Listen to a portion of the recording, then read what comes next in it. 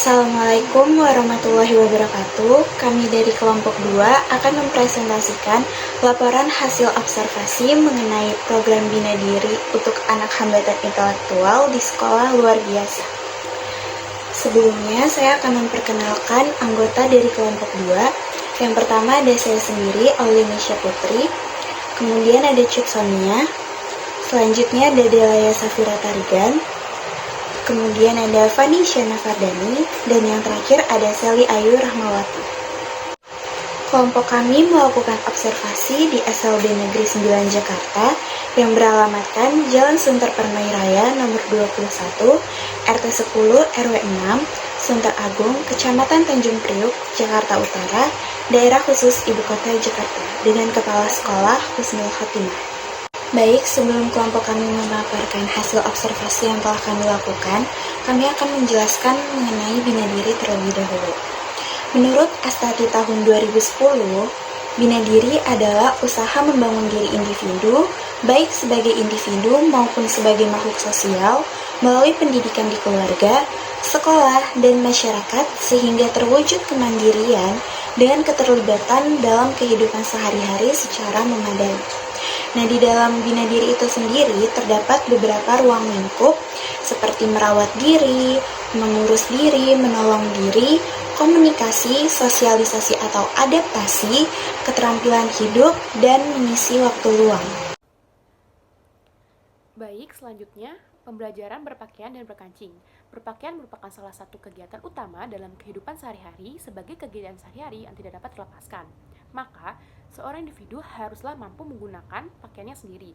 Namun, kemampuan berpakaian anak tunagrahita ringan adalah anak tunagrahita ringan yang hanya mampu melakukan kegiatan-kegiatan berpakaian seperti memasukkan kedua tangan ke dalam lubang lengan pakaian, mengancingkan pakaian secara urut dari atas sampai bawah, merapikan kerah pakaian, dan merapikan pakaian yang dikenakan secara mandiri.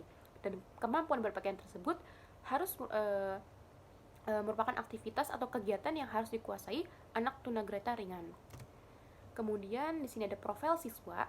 Yang pertama yaitu siswa dengan inisial IRA kelas 4, di mana perkembangan fisik motorik anak telah mampu melakukan aktivitas fisik secara terkoordinasi dalam rangka kelenturan, keseimbangan, dan juga kelincahannya. Anak telah mampu melakukan gerakan-gerakan, anak juga telah mampu melakukan kegiatan sehari-hari secara mandiri. Lalu dalam perkembangan kognitif, anak telah mampu melakukan penjumlahan dua angka sampai dengan 25 dan telah sudah mampu memahami perbedaan ukuran besar kecil dan panjang pendek. Anak masih membutuhkan bimbingan dalam mengenal mata uang. Anak juga sudah mengenal bangun datar seperti lingkaran, segitiga, dan juga persegi.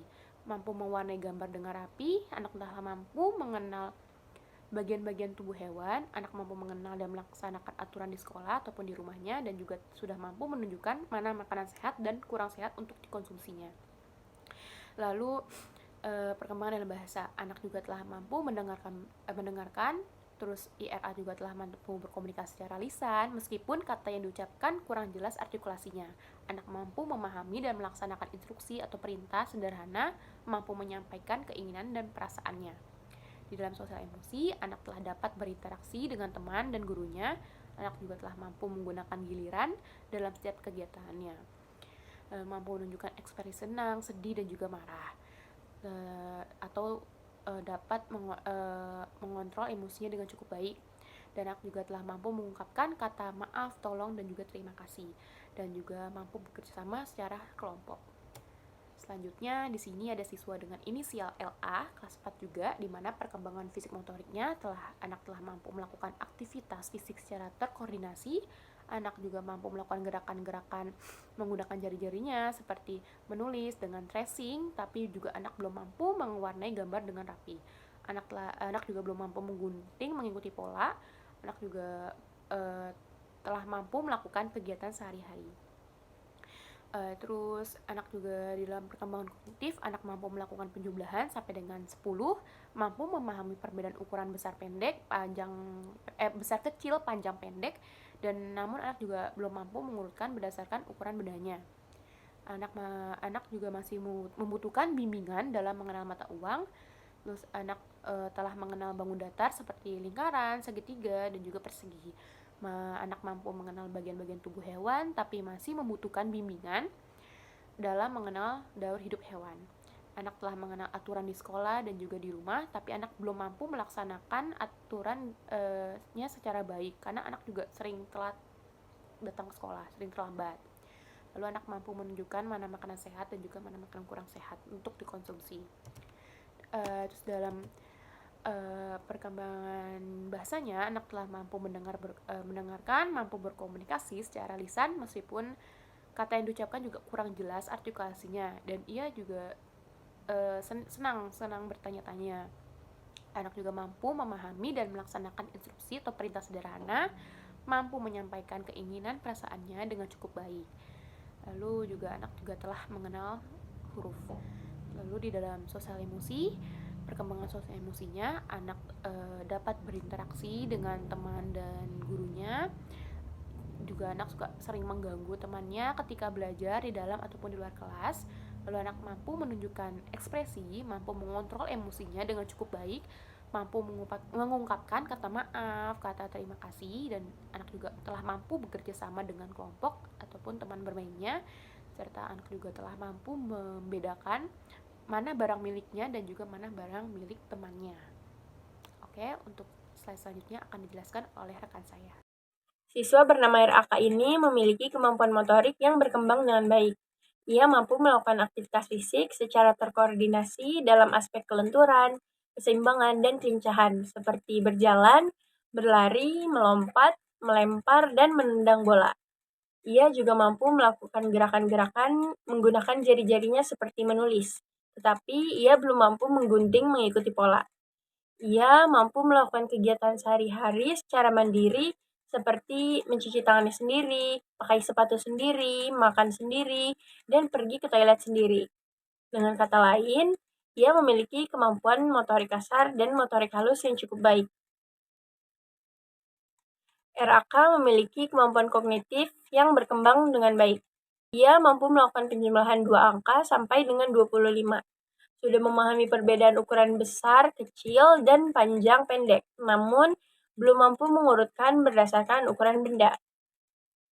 Ia juga masih membutuhkan bimbingan dalam mengenal mata uang, tetapi ia sudah dapat mengenal bangun datar segitiga, lingkaran, dan persegi. RAK mampu mewarnai gambar dengan rapi dan sudah mampu mengenal bagian-bagian tubuh hewan, tetapi masih membutuhkan bimbingan dalam mengenal daur hidup hewan. Ia sudah mampu mengenal dan melaksanakan aturan di sekolah dan di rumah. RAK juga sudah mampu menunjukkan makanan sehat dan makanan yang kurang sehat. Dalam kemampuan bahasa, RAK mampu mendengarkan, berkomunikasi secara lisan, meskipun kata yang diucapkan kurang jelas. RAK mampu mendengarkan dan berkomunikasi secara lisan meskipun kata yang diucapkan kurang jelas artikulasinya. Ia mampu memahami dan melaksanakan instruksi atau perintah sederhana, serta mampu menyampaikan keinginan dan perasaannya. Ia mampu membaca huruf dan menulis dengan dikte menggunakan huruf-huruf yang sudah diketahui. Dan dalam kemampuan sosial dan emosi, RAK dapat berinteraksi dengan teman dan gurunya. Ia juga mampu menunjukkan ekspresi senang, sedih, marah, atau takut. Ia sudah mampu mengontrol emosinya dengan cukup baik. Mampu mengungkapkan kata maaf, tolong, terima kasih, dan permisi. Mampu bekerja sama dengan kelompok atau temannya, mampu membedakan barang milik sendiri dan barang milik orang lain. Namun, RAK mudah menangis bila ada hal yang menurutnya menyakitkan. Selanjutnya, siswa bernama NS memiliki kemampuan motorik yang berkembang dengan baik. Ia mampu melakukan aktivitas fisik secara terkoordinasi dalam aspek kelenturan, keseimbangan, dan kelincahan, seperti berjalan, berlari, melompat, dan melempar bola. Ia juga mampu melakukan gerakan-gerakan menggunakan jarinya seperti menulis. Dan ia telah mampu menggunting mengikuti pola, tetapi belum rapi. Ia mampu melakukan kegiatan sehari-hari secara mandiri, seperti mencuci tangan sendiri, pakai sepatu sendiri, makan sendiri, dan pergi ke toilet sendiri. Dengan kata lain, ia memiliki kemampuan motorik kasar dan motorik halus yang cukup baik. NS memiliki kemampuan kognitif yang berkembang dengan cukup baik. Ia mampu melakukan penjumlahan sampai angka 5, sudah mampu memahami perbedaan benda besar kecil dan panjang pendek, namun belum mampu mengurutkan berdasarkan ukuran benda. Ia masih membutuhkan bimbingan dalam mengenal mata uang, tapi ia sudah dapat mengenal bangun datar seperti lingkaran, segitiga, dan persegi. NS mampu mewarnai gambar dengan rapi dan sudah mampu mengenal bagian-bagian tubuh hewan, tetapi masih membutuhkan bimbingan dalam mengenal daur hidup hewan. Ia sudah mampu mengenal dan melaksanakan aturan di sekolah dan aturan di rumah. NS juga sudah mampu menunjukkan makanan sehat dan makanan yang kurang sehat. Dalam kemampuan bahasa, NS mampu mendengarkan dan berkomunikasi secara lisan meskipun kata yang diucapkan kurang jelas artikulasinya. Ia mampu memahami dan melaksanakan instruksi atau perintah sederhana, tetapi ia belum mampu menyampaikan keinginan dan perasaannya. Dalam kemampuan sosial dan emosional, NS dapat berinteraksi dengan teman dan gurunya, mampu mengantri menunggu giliran, dan ia juga mampu menunjukkan ekspresi senang, sedih, marah, atau takut. Tetapi ia belum mampu mengontrol emosinya dengan baik. Namun, ia sudah mampu mengungkapkan kata maaf, tolong, terima kasih, dan permisi. NS juga mampu bekerja sama dengan kelompok atau teman bermainnya, mampu membedakan barang milik sendiri dan barang milik orang lain. Kemampuan motorik siswa bernama ASR ini berkembang dengan cukup baik. Ia mampu berjalan dengan baik, tetapi tidak dapat bertahan lama dalam berdiri, dikarenakan ia baru bisa berjalan saat kelas 1 SD. Dalam gerakan berlari, melompat, melempar, dan menendang bola, ASR memerlukan bimbingan penuh dari gurunya. Memiliki kemampuan koordinasi tangan yang cukup baik dalam memegang pensil, seperti menulis atau mencoret-coret, meski tetap dalam bimbingan penuh. ASR juga mampu mencuci tangan, memakai sepatu, makan, dan pergi ke toilet secara mandiri. Walaupun saat menuju toilet, diperlukan pengawasan agar tidak pergi ke tempat lain seperti kantin atau lapangan. Dalam kemampuan kognitif, ASR memerlukan bimbingan dalam segala mata pelajaran, tetapi ia mampu membaca huruf vokal dikarenakan sering berlatih. Kemampuan bahasa yang dimiliki oleh ASR cukup terbatas, tetapi ia mampu mendengarkan apabila dilakukan kontak mata sebelumnya.